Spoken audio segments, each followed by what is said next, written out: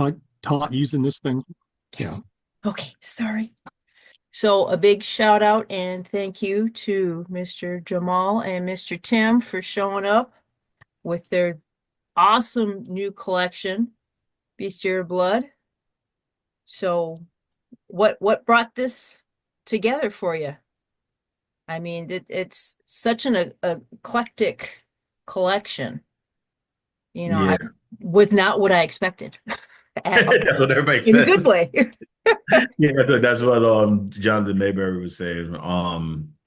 Like we what I wanted to do, it comes from the most bizarre place because my brother, my one of my brothers, he always was telling me, "Yo, food tastes better when you watch nature videos of animals hunting and eating other animals while you eat your food." And I'm like, "What the hell is he talking about?"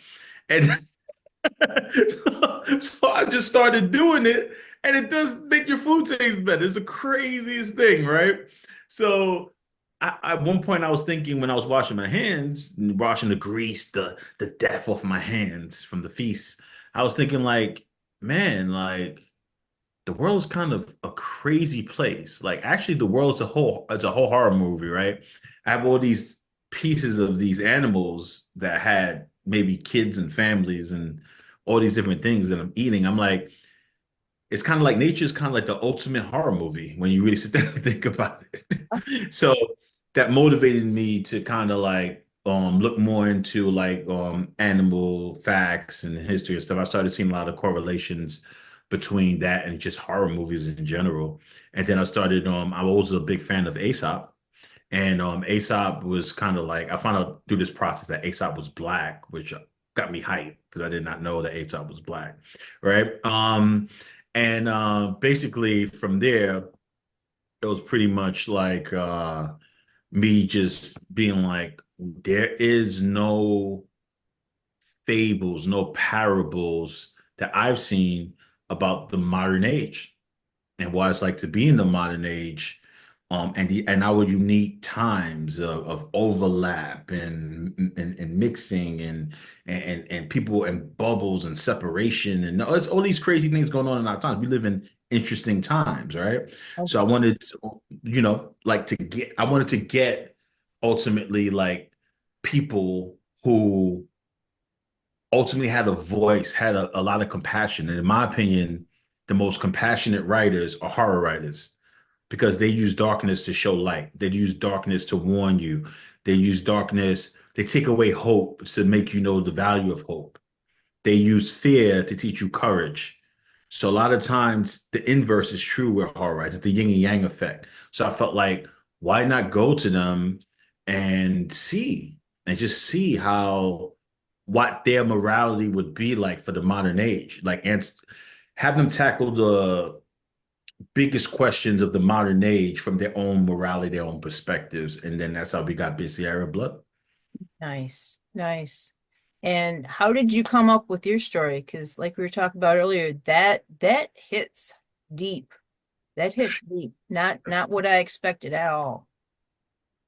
Yeah, I was searching around for an animal to write about, and that came out, wrote about a hawk. It came out pretty naturally because my wife's a falconer and she also works in raptor rehab. So I get all this experience with all kinds of birds, hawks and falcons and owls, not eagles yet. She hasn't brought an eagle home. She has those at the Raptor Center. But so I've gotten to know them in ways that people don't usually. Last night I was watching the TV and I heard the owl hooting that she has here at the moment. So I went to tell her and she's like, "Oh, I think she's hungry." So this kind of thing, I thought, well, this is good because, I got all these details I know that most people don't know. Plus, I got my wife. I can just ask her for some of the other details. Um, and then, I needed a story to go with it. I was trying to think of, well, one of the things my wife does at Raptor Rehab, their whole purpose is that they get injured birds and they try the best they can, when they can, to go ahead and rehab them so they can return them to the wild. And so I was thinking, okay, what kind of sort of thing, might get a bird injured or be difficult for a bird. And then I just sort of plugged in sort of this universal feeling of reaching for something that you never can get. So I was writing about a bird that, is trying to get to the stars. They're up above. I was just wondering, what would a bird think of the stars if they fly up, among them and they're there somewhere that they can't reach? And that was really about it. So often when I write a story, I'll have like an idea, and then I search for, an action that's part of it, and I search for an emotional core of some kind, and just try to blend all of them together. And yeah, and that's what I did for this one. Nice. Oh, yeah, 'cause It had everybody crying that read it. right? No, don't do it, don't do it. Just come back. Everybody crying, man. He was like, "Yeah, I'm gonna send you something, man. About my wife, she does some stuff with some hawk stuff, and it was one of the stories where it didn't really need much input or any real. We did little tweaks on some things, but Mhm. it Right. was pretty much good to go the moment he sent it. And I mean, he even had his agent. Agents don't really got feelings like that sometimes, but his agent was even emotionally moved by it. Mhm, mhm. Yes, she was. Yeah, she was. Oh, yeah, well, the whole collection. I mean, I'm going through it a little bit at a time, just like, wow, you Thank you. did an amazing job pulling all this together. You really did. I mean, I was really, my secret and the superpower I recommend to everyone is ignorance. I was that, so I was so green and so ignorant that I didn't know what I couldn't do. So it yep, kind of helped me just do what I wanted to do. You know what I okay, mean? So luckily the contributors were very gracious with me. And we were patient with each other. And it was a long process, but through the process, um, I got exposed to so many styles and personalities, and just the stories are extraordinary because they come from extraordinary sources. Like that's how I feel like a lot of these people are extraordinary thinkers, but more than that, they're extraordinary feelers. Like their level of compassion and empathy and their connection to the human experience. I feel like it shines. You've been reading the stories. I feel like it comes out. It's, hmm, it's a horror story. Yes, some stories are very horrifying. And you'd be like, what the hell is this? Or really disturbing. But there's an emotional core throughout the book that you just don't see in a lot of other horror anthologies or yep, books. It's very much it's a book about life, about being, yeah, even though it's animals in the backdrop, it's a human story throughout. yeah. So it's really about us. So, you know. And I really enjoyed your poetry. I could go either way with poetry, but I was just like, oh my God, this is awesome. So do you consider yourself a poet? I mean, with everything that you do, what Uh, are yeah, you I'm just probably all more the of a levels poet. or I'm probably more of a poet than any. I just feel like poetry is just it's like a crystallized version of emotion and consciousness.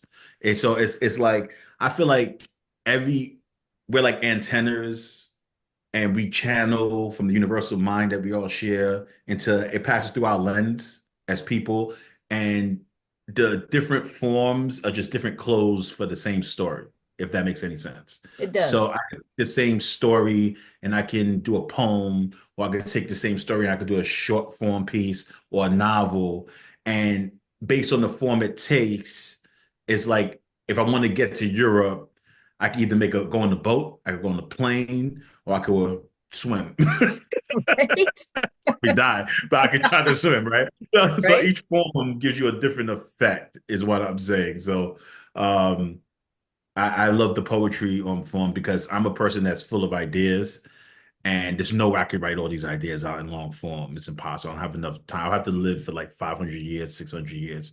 So it allows me to still get that story out to people and let them feel the essence of what it would be, So yeah. I like that. That's awesome. And Tim, I have gotten way too many of your books. So when I had the chance, I was like, oh, supernatural and everything. What is Mhm. easier for you to come up with your own characters and your own storyline, or to do like your movie tie-ins like Michael Myers and Sam and Dean? Yeah, I mean, that's a really good question. They're just different. Um, doing the tie-in work in a lot of ways is it's kind of like being an actor or a director, where you're given a script or a set of circumstances, but maybe with some improvisation thrown in there too, because you can make up, stories. Right. Or at least with the novelizations, you can make up parts of it because you have to flesh a script out to turn into a full novel. If I had to pick one, I would always do my original stuff, I think, like most people. But I really enjoy doing tie-ins. Sometimes it's a nice antidote from the darker stuff that I may write on my own, because it might pull up more of my own emotions and darker things inside me. Plus, I get to play with different kinds of styles. Right now, I'm working on a Conan the Barbarian novel, which I've never done anything like this Oh, before. So wow. it's, What? You working on the Conan the Barbarian, man? yeah, Yeah, yeah. I can't wait for that, man. That's gonna be sick, man. Yeah, so it's just a lot of fun, and you had mentioned the your secret weapons ignorance, but one of the things that's nice about doing tie-ins is that you are a beginner a lot of times with these new things I do. I've never done sword. I've done fantasy, but I've never done sword and sorcery. I've never done anything with Conan. And Hmm. in Zen they talk about approaching stuff with beginner's mind, and I think I think it's really important for creatives, and I feel like I get to do that when I do tie-ins. Just it's all brand new to me because I don't know what I may do. Do you have a favorite tie-in that you've done?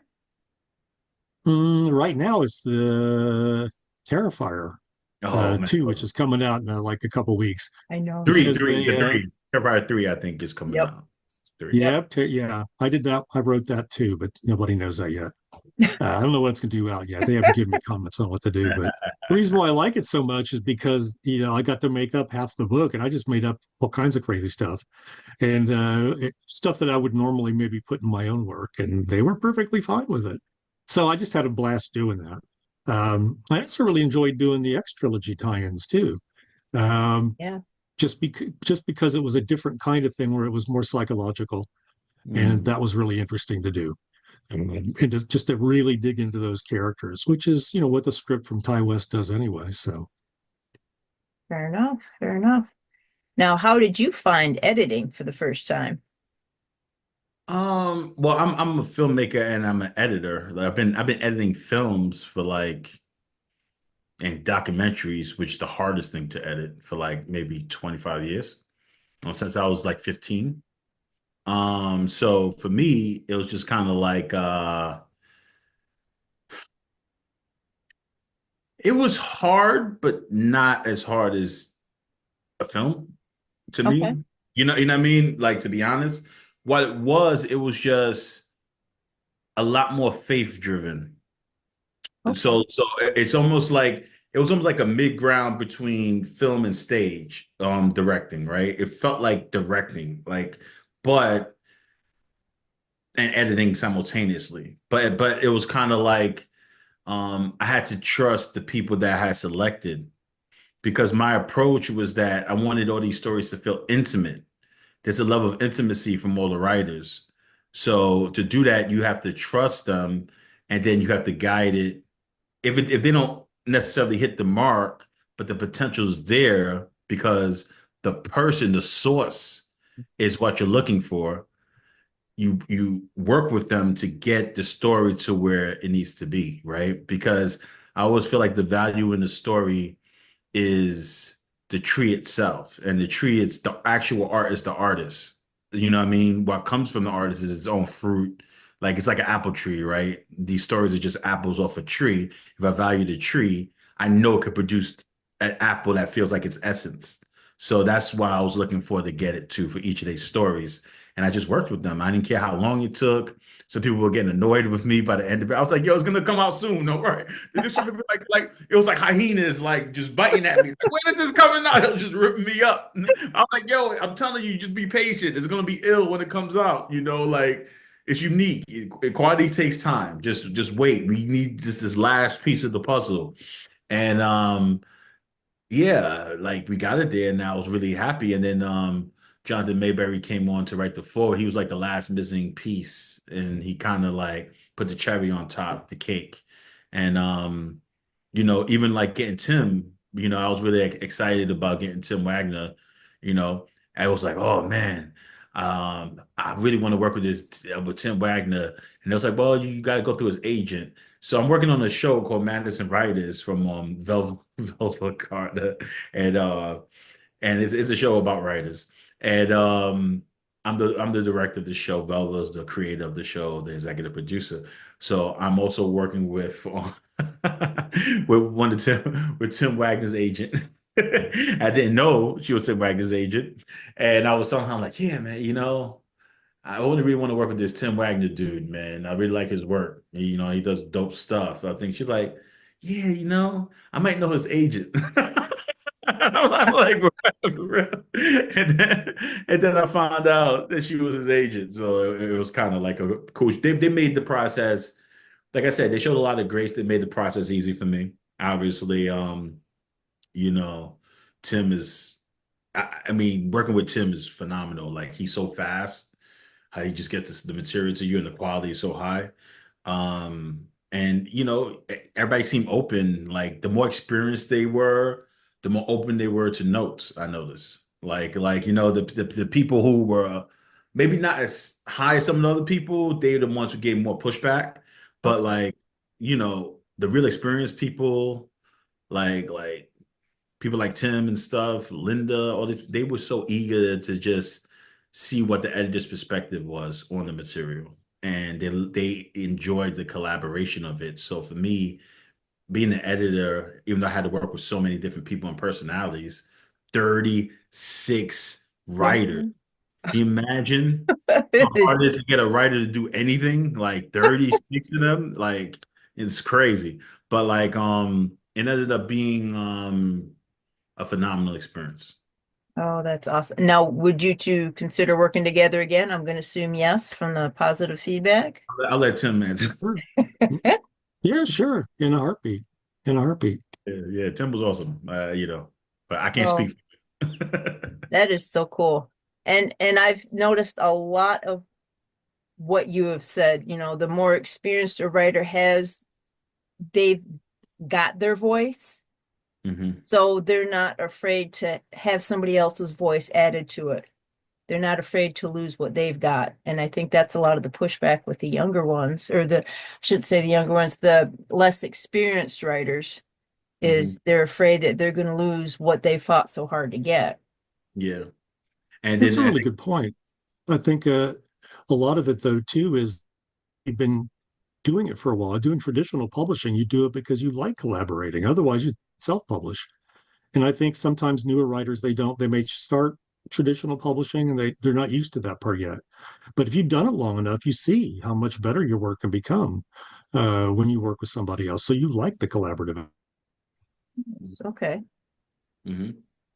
Yeah, I mean, I would ask you something too, Tim. Like, you've been around for a bit in the game. And so what do you feel like makes a good editor? Just what the one word you said, guide. And when you were describing, you said you wanted to guide the writers, and that's the thing. Everything you said about not wanting to like speak for them, but to help them speak in their voice better, to help sharpen it, um, to make it the best that it could be, as opposed to, I want you to write the kind of story I would write if I wrote a story, which is but which you sometimes do get. The worst is editors I've ever had, just not in terms of bad, but just harder to work with. Mhm. They're new editors, but they're also writers, and they often try to. It's not like they try to collaborate as a writer with you exactly, but their feedback is this is the way I would write it. They don't have enough experience to say this is the way I can help you Yeah, achieve what you're trying to do. yeah, Well, at the same time, like in your case, achieve the vision. You were very clear in your guidelines and discussion about what you wanted. I knew exactly the kind of story you wanted. yeah, yeah. Yeah. I mean, you went above and beyond at all expectations with that story. That story it's a beautiful story. It's one of the best in the book, to me. It's beautiful stuff. Thank you. Now, are you planning on doing some more editing work there, Mr. Jamal? Yeah, I'm in the process of another one called Shards of Gotham, Okay. and it takes place in a multi-dimensional New York City. Um, and each borough has like a different feel to it. Only I'm only trying to do like 16 to 20. Oh, you're cutting yourself short. Only. I'm so everyone's gonna be less and less until I get down to like 10. Section of But three. I have already some people in it, some big names. We our goal is to have at least three New York Times best-selling writers in there or more. This is Ellen Datlow's recommendation. Shout out to Ellen. And then also it's different because it's like we're taking almost historical events and we're changing some of them, and then we're also doing like a flair. I'm trying to get some of the most prestigious writers in horror who have close relationships to New York City, whether they live there or was born there or frequent the space or do a lot of business there of some type. They understand the city. And yeah, so far so good. I mean, some of the stories we've got have been phenomenal. Like one from Genevieve Flynn that she did about Chinatown and all these. It's very New York, but it's very speculative. Okay. So you'll recognize the city in it, the feel of the city, but you'll have an experiences and you'll be like almost like, damn, what if, you know? Oh, So it's cool. fun. I'm It's a looking fun one. forward to that. Hmm. Nice. So, odd question. What would you guys be doing if you weren't doing what you're doing right now? Like marine biology. If I you couldn't be what you are right now, what would you be? would. I don't know. Extremely depressed and probably sitting in a mental hospital somewhere. I don't know. I know. It's really hard to think. I started off college as an acting major, so maybe I would have kept with that. I don't know. Yeah. I mean, it's weird with me because I'm a bridge person. Okay. So I'm always in between worlds, but I'm never quite belong anywhere. Like I feel like a lot of writers are like that, like Okay. I can't speak for everybody, but I find that that's a similar experience for a lot of writers. So I'm good as an observer, but I never quite belong in any one space per se, So, I feel like for me, honestly, I would be doing the inverse of being an artist. And why is the inverse of being an artist? To me, it's an astronaut. And that sounds bizarre to people until you start to think like, what do we do as artists? We explore inner worlds Mhm. and they explore outer worlds. So it's kind of like, and it both requires an extreme amount of courage. um Exploring inner worlds, you can die emotionally, consciously. You're risking self-immolation. Exploring outer worlds, you can die physically, so it is a lot of inverse between it, but the thing that's most similar to artists to me, like, is being an astronaut. There's a lot of correlations to it, so I probably would be either doing that or I would be in some form of securities, like protecting people in some Nice. Well, unfortunately, I seem to have gotten the we're running out of time That's little fine. note on there. But Hmm. I just want to thank you guys so much because it was great talking to you. A lot of really, really good insight. And hopefully we can do it again. And all the best to both of you. I'm looking forward to both your works that are coming out. This is going to be so cool. I got more on my reading list, Mm, October 4th, right? everywhere. October Bestiary of 4th. Blood. Let's go. you're Yes. right. Yeah. All right. Well, thank you guys again. I really appreciate it. And fingers crossed. Thank you. Now I got to figure out how to end us all here before the machine does. Um, Oh, if I use this. No, not what I want to do. Oh, thank you for your patience, guys. I really do appreciate this because I feel like a complete idiot right now. When it says record, just press the same Oh, button. there, I see. Thank you.